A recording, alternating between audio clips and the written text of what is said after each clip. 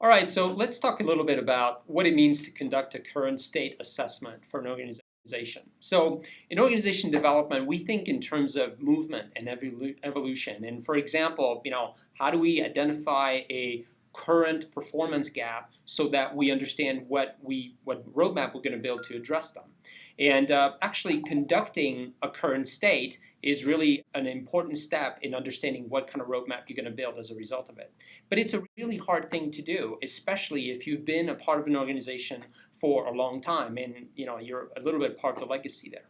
So for us, conducting a current assessment is doing three things really well. The first thing you got to do really well is collecting meaningful data. And this can be a mix of either quantitative or qualitative data. Quantitative data may be employee surveys, organizational statistics like span of control, or a number of employees by level, or business and financial performance.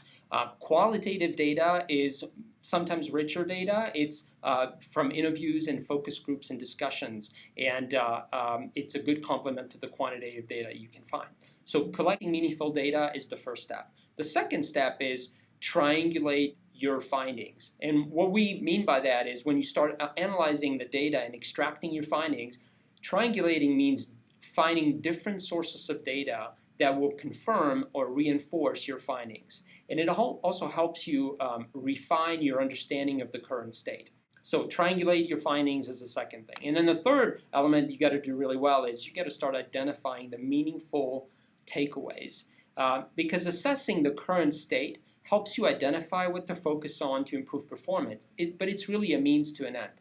And being able to summarize the findings helps you create the rationale for the change. And that's a rationale that you need to because it will ultimately serve as the fuel to drive the organizational changes that you feel are necessary.